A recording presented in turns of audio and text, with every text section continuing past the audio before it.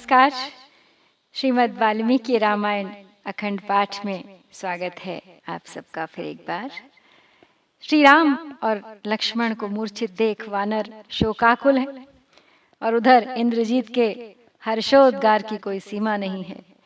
विभीषण सुग्रीव को समझा रहे हैं और इंद्रजीत लंका में जाकर अपने पिता को शत्रुवध का सारा वृत्तांत सुना रहा है और रावण प्रसन्न होकर अपने पुत्र का अभिनंदन कर रहा है।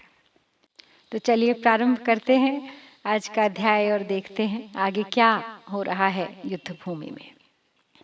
ततोद्याम पृथ्वीम चैव वीक्षमाणा वनौकसः ददृशुः सन्ततौ बाणैर्भ्रातरौ रामलक्ष्मणौ दृष्ट्वेवोपरते देवे कृतकर्मणि राक्षसे आजगामाथ तं देशं स सुग्रीवो विभीषणः नीलश्च द्विविधो महेन्दः सुषेणः कुमुदोऽङ्गदः तूर्णं हनुमता सार्धमन्वशोचन्तराघवौ अचेष्टौ मन्दनिः श्वासौ शोणितेन परिप्लुतौ शरजालाचितौ स्तब्धौ शयानौ शरतल्पगौ निःश्वसन्तौ यथा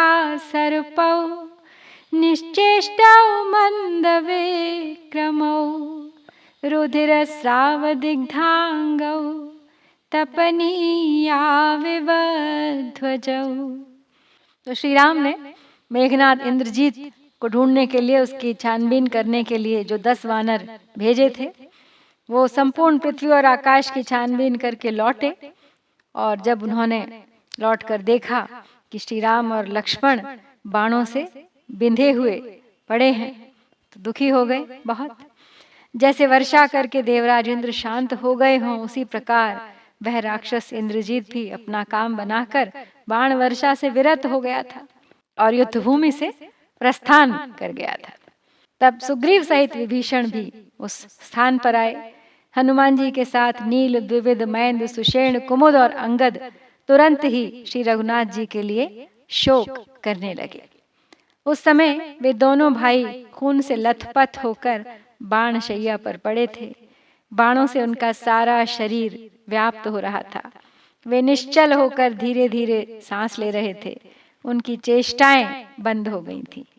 सर्पों के समान सांस खींचते और निश्चेष्ट पड़े हुए उन दोनों भाइयों का पराक्रम मंद हो गया था।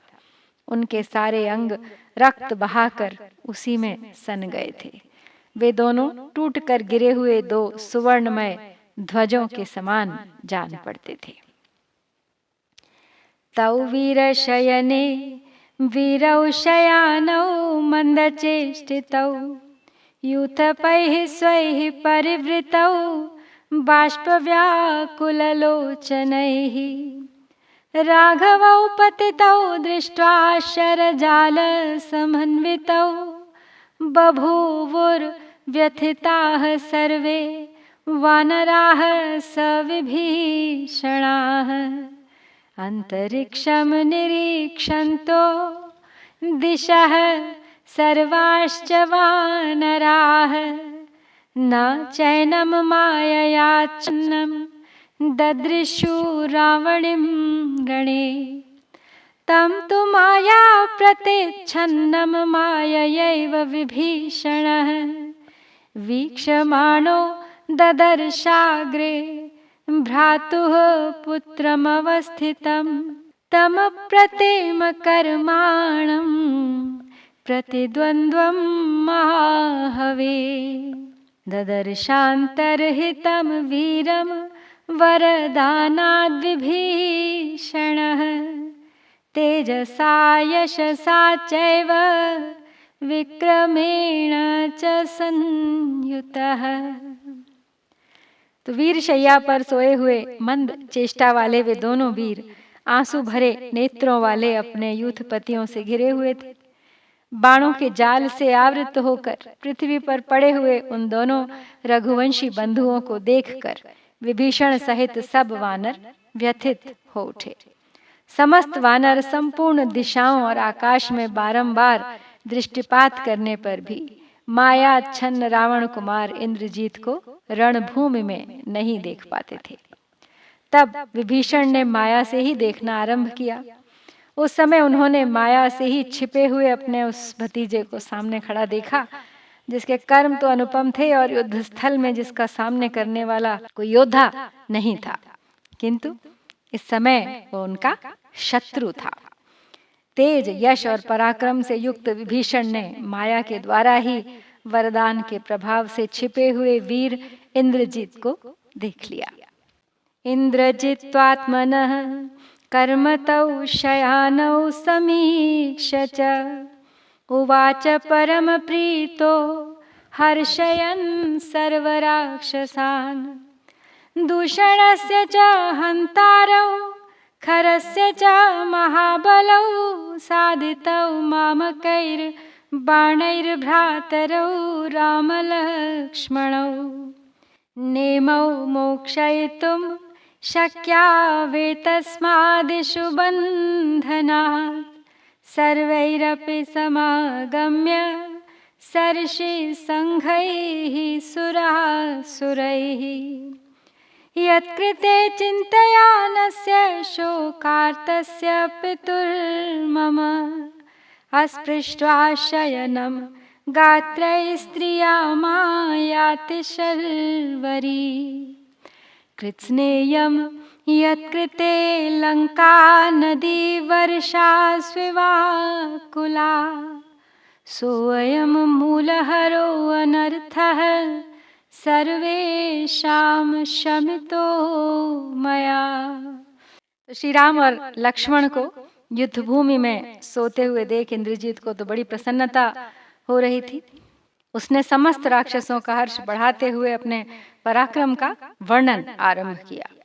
वो बोला, वह देखो जिन्होंने खर और दूषण का वध किया था, वे दोनों भाई महाबली श्री राम और लक्ष्मण मेरे बाणों से मारे गए।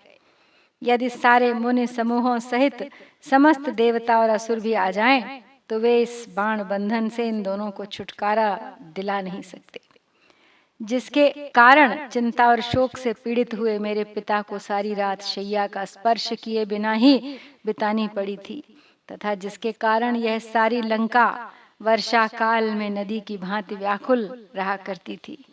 हम सब की जड़ काटने वाले उस अनर्थ को आज मैंने शांत कर दिया।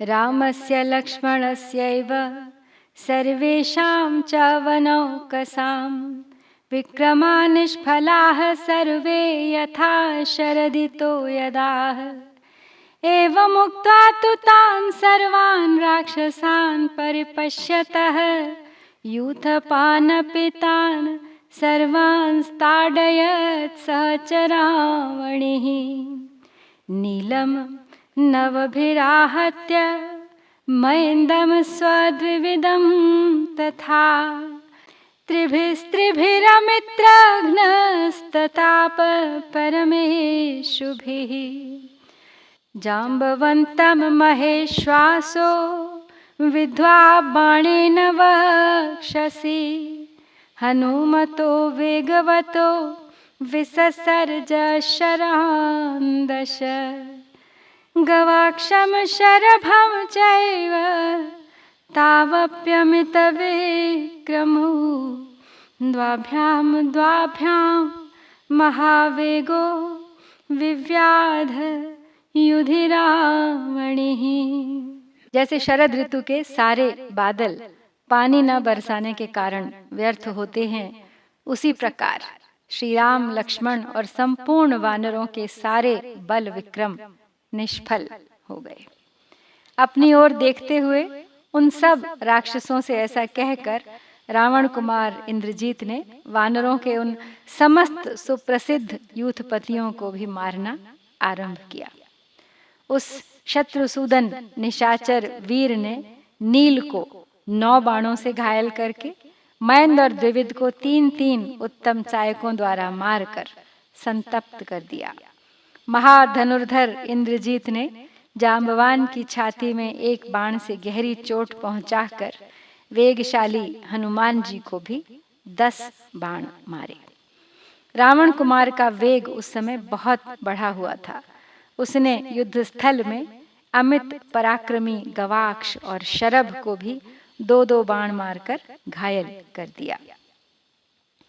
गोलांगुलेश्वरम चैव वालिपुत्रमथांगदं विव्याध बहुभिर्बाणैस्त्वरमाणो अथ रावणिः तान् वानरवरान् भित्त्वा शरैरग्निशिखोपमैः ननाद बलवांस्तत्र महासत्त्वः स रावणिः तानर्दयित्वा बाणौघैस्त्रासयित्वा च वानरान् प्रजहास महाबाहुर्वचनं चेदमब्रवीत् शरबन्धेन घोरेण मया बद्धौ चमूमुखे सहितौ भ्रातरावेतौ निशामयत् राक्षसाः एवमुक्तास्तु ते सर्वे राक्षसाः कूटयोधिनः परम विस्मयमापन्नाः कर्मणा तेन हर्षिताः।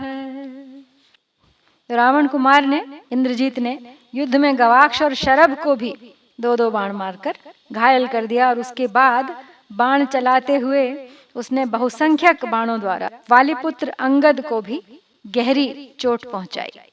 इस प्रकार अग्नितुल्य तेजस्वी सायकों से उन मुख्य वानरों को घायल करके महान धैर्यशाली और बलवान रावण कुमार वहां जोर जोर से गर्जना करने लगा।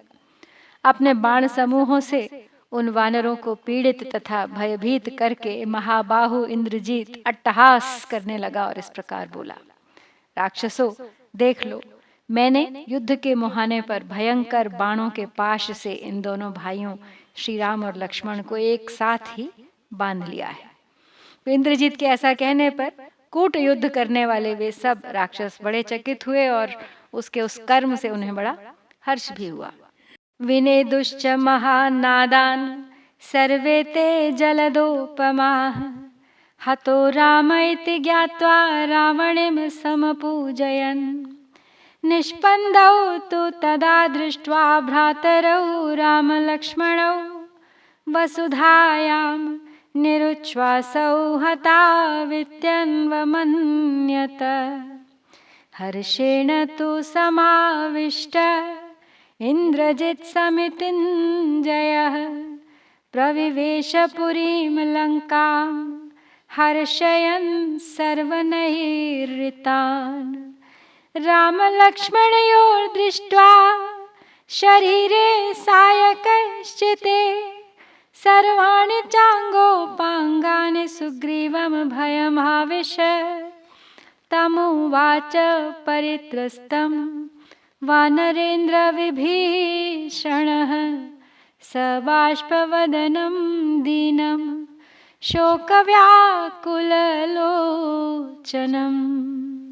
वे सब के सब मेघों के समान गंभीर स्वर से महान सिंहनाद करने लगे तथा यह समझकर कि श्री राम मारे गए उन्होंने रावण कुमार का बड़ा अभिनंदन किया। तो इंद्रजीत ने भी जब यह देखा कि श्री राम और लक्ष्मण दोनों भाई पृथ्वी पर निश्चेष्ट पड़े हैं तथा उनका श्वास भी नहीं चल रहा है, तब उसने उन दोनों को मरा हुआ ही समझ लिया। इससे युद्ध विजयी इंद्रजीत को बड़ा हर्ष हुआ तथा वह समस्त राक्षसों का हर्ष बढ़ाता हुआ लंकापुरी में चला गया। श्री राम और लक्ष्मण के शरीरों तथा सभी अंग उपांगों को बाणों से व्याप्त देख सुग्रीव के मन में भय समा गया। उनके मुख पर दीनता छा गई, आंसुओं की धारा बह चली और नेत्र शोक से व्याकुल हो उठे। उस समय अत्यंत भयभीत हुए वानर राज से विभीषण ने कहा, सुग्रीव डरो मत, डरने से कोई लाभ नहीं, आंसुओं के इस वेग को रोको। अलम त्रासेन सुग्रीव बाष्पवेगो निगृह्यताम् एवं प्रायाणि युद्धानि विजयो नास्ति नैष्ठिकः सभाग्यशेषतास्माकं यदि वीर भविष्यति मोहमेतौ प्रहास्येते महात्मानौ महाबलौ पर्यवस्थापयात्मानमनाथं मां च वानर सत्यधर्माभिरक्तानां नास्ति मृत्युकृतं भयम् एवमुक्त्वा ततस्तस्य जलक्लिन्नेन पाणिना सुग्रीवस्य शुभे नेत्रे प्रममार्ज विभीषणः ततः सलिलमादाय विद्यया परिजप्य च सुग्रीवनेत्रे धर्मात्मा प्रममार्ज विभीषणः विमृज्य वदनं तस्य कपिराजस्य धीमतः अब्रवीत् कालसम्प्राप्तं सम्भ्रान्तम् इदं वचः। तो विभीषण सुग्रीव को समझा रहे हैं, कहते हैं डरो मत, डरने से कोई लाभ नहीं है। सभी युद्धों की प्रायः ऐसी स्थिति होती है, उसमें विजय निश्चित नहीं हुआ करती। यदि हम लोगों का भाग्य शेष होगा तो ये दोनों महाबली महात्मा अवश्य मूर्छा त्याग देंगे। तो हे वानर राज, तुम अपने को और मुझ अनाथ को भी संभालो। जो लोग सत्य धर्म में अनुराग रखते हैं उन्हें मृत्यु का भय नहीं होता है। ऐसा कहकर विभीषण ने जल से भीगे हुए हाथ से सुग्रीव के दोनों सुंदर नेत्र पोंछ दिए। तत्पश्चात हाथ में जल लेकर उसे मंत्रपूत करके धर्मात्मा विभीषण ने सुग्रीव के नेत्रों में लगाया। फिर बुद्धिमान वानरराज के भीगे हुए मुख को पोंछकर उन्होंने बिना किसी घबराहट के यह समयोचित बात कही। न कालः कपिराजेन्द्र वैक्लव्यम् अवलम्बितुम् अतिस्नेहोऽपि काले अस्मिन् मरणायोपकल्पते तस्मादुत्सृज्य वैक्लव्यं सर्वकार्यविनाशनम् हितं रामपुरोगाणां सैन्यानामनुचिन्तय अथवा रक्षतां रामो यावत् संज्ञा विपर्ययः लब्धसंज्ञौ हि काकुत्स्थौ भयं नौ व्यपनेष्यतः नैतत् किंचन रामस्य न च रामो मुमूर्षति न्यहेनं ह्यास्यते लक्ष्मी दुर्लभायागतायुषाम्।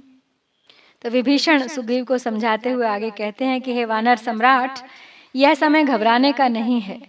ऐसे समय में अधिक स्नेह का प्रदर्शन भी मौत का भय उपस्थित कर देता है। इसलिए सब कामों को बिगाड़ देने वाली इस घबराहट को छोड़कर श्री रामचंद्र जी, जिनके अगुआ अथवा स्वामी हैं, उन सेनाओं के हित का विचार कीजिए। अथवा जब तक श्री रामचंद्र जी को चेत न हो तब तक इनकी रक्षा कीजिए। होश में आ जाने पर ये दोनों रघुवंशी वीर हमारा सारा भय दूर कर देंगे। श्री राम के लिए यह संकट कुछ भी नहीं है। ये मर नहीं सकते हैं, क्योंकि जिनकी आयु समाप्त हो चली है उनके लिए जो दुर्लभ लक्ष्मी यानी शोभा है वह इनका त्याग नहीं कर रही है।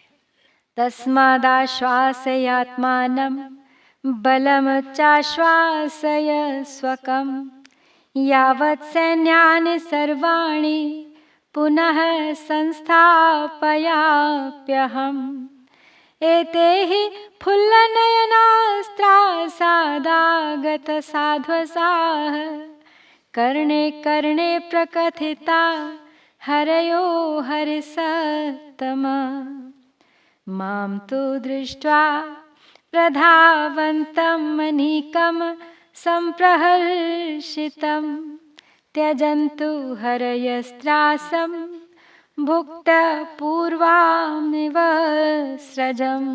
समाश्वास्य तु सुग्रीवं राक्षसेन्द्रो विभीषणः विद्रुतं वानरानीकं तत्समाश्वासयत् पुनः। इन्द्रजित्तु महामायः सर्वसैन्यसमावृतः विवेश नगरीं लङ्कां पितरं चाभ्युपागम। तो विभीषण सुग्रीव से आगे कहते हैं कि ये सब का ध्यान रख के अब तुम अपने आप को संभालो और अपनी सेना को संभालो, उन्हें आश्वासन दो। तब तक मैं इस घबराई हुई सेना को फिर से धैर्य बंधाकर सुस्थिर करने का प्रयास करता हूँ। तो हे कपिश्रेष्ठ, देखो इन वानरों के मन में भय समा गया है, इसीलिए ये आंखें फाड़ फाड़ कर देख रहे हैं और आपस में कानाफूसी कर रहे हैं। अतः इन्हें आश्वासन देना आवश्यक है। मुझे हर्षपूर्वक इधर उधर दौड़ते देख और मेरे द्वारा धैर्य बंधाई हुई सेना को प्रसन्न होती जान ये सभी वानर पहले की भोगी हुई माला की भांति अपनी सारी भय शंका को त्याग देंगे। तो इस प्रकार सुग्रीव को आश्वासन दे राक्षस राज विभीषण ने भागने के लिए उद्यत हुई वानर सेना को फिर से सांत्वना दी। इधर महामायावी इंद्रजीत सारी सेना के साथ लंकापुरी लौट आया अपने पिता के पास। तत्र रावणम् आसाद्य अभिवाद्य कृतांजलिः आचचक्षे प्रियम पित्रे निहतौ राम लक्ष्मणौ उत्पपात ततो हृष्टः पुत्रं च परिषस्वजे रावणो रक्षसां मध्ये श्रुत्वा शत्रु निपातितौ उपाघ्राय च तं मूर्ध्नि पप्रच्छ प्रीतमानस पृच्छते च यथा वृत्तं पित्रे तस्मै न्यवेदय यथा तौ शरबन्धेन निश्चेष्टौ निष्प्रभौ कृतौ सहर्षवेगानुगतान्तरात्मा श्रुत्वा गिरं तस्य महारथस्य जहौ ज्वरं दाशरथेः समुत्थं प्रहृष्टवाचाभिननन्दपुत्रम्। वहाँ मेघनाद अब अपने पिता के पास पहुंच गया है। पहुंचकर उसने अब हाथ जोड़कर प्रणाम किया और श्री राम लक्ष्मण के मारे जाने का प्रिय संवाद सुना दिया। तो राक्षसों के बीच में अपने दोनों शत्रुओं के मारे जाने का समाचार सुनकर रावण तो हर्ष से उछल पड़ा और उसने अपने पुत्र को हृदय से लगा लिया। फिर उसका मस्तक सूंघ कर उसने प्रसन्न चित्त होकर उस घटना का पूरा विवरण पूछा। पूछने पर इंद्रजीत ने पिता को सारा वृत्तांत ज्यों का त्यों निवेदन कर दिया और यह बताया कि किस प्रकार बाणों के बंधन में बांधकर श्री राम और लक्ष्मण को निश्चेष्ट एवं निस्तेज किया गया है। महारथी इंद्रजीत की उस बात को सुनकर रावण की अंतरात्मा हर्ष के उद्रेक से खिल उठी। दशरथ नंदन श्री राम की ओर से जो उसे भय और चिंता प्राप्त हुई थी उसे उसने त्याग दिया और प्रसन्नता पूर्ण वचनों द्वारा अपने पुत्र का अभिनंदन किया। रावण अभी श्री राम की माया को जानता नहीं है, उनकी मनुष्य लीला अभी उसकी समझ में नहीं आई है, क्षणिक है उसका ये हर्ष उद्रेक।